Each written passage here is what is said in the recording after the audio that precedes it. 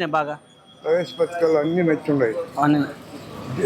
Development బాగుంటుంది. Okay. Chandrababu Naidu వస్తే సంక్షేమాలు బాగా ఇస్తాడు.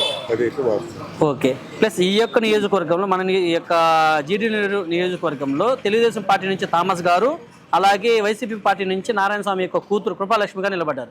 వీళ్ళిద్దరిలో ఎవరు వస్తే బాగుంటుంది అంటున్నారు కదా? థామస్ వస్తే బాగుంటుంది. థామస్ వస్తే బాగుంటుంది అనుకున్నారు. లాస్ట్ టైం ఈ వైసీపీ వాళ్ళు ఉన్నారు కదా, వాళ్ళ యొక్క పరిపాలన ఎలా ఉంది?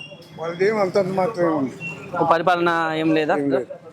ఏం నచ్చలేదు వాళ్ళు ఏమంటున్నారు? ప్రతి ఒక్కటి మేము ఇంటి వద్దకే తీసుకొచ్చాము అని చెప్పి అంటున్నారు. సంక్షేమాలు చూసినంత మాత్రాన ప్రయోజనం లేదు కదా, అభివృద్ధి కూడా కావాలి కదా. అంటే సంక్షేమం ఉంది కానీ ఆ డెవలప్మెంట్ లేదంటారు మీరు? డెవలప్మెంట్ పూర్తిగా లేదు. అందువల్ల ఈసారి టోటల్ గా మన తెలుగుదేశం పార్టీకి ఏది వస్తే బాగుంటుంది అనుకుంటున్నారు? ఎన్ని సీట్లు వస్తాయని భావిస్తున్నారు మీరు? మాకు 130, 140 వస్తాయని భావిస్తాం.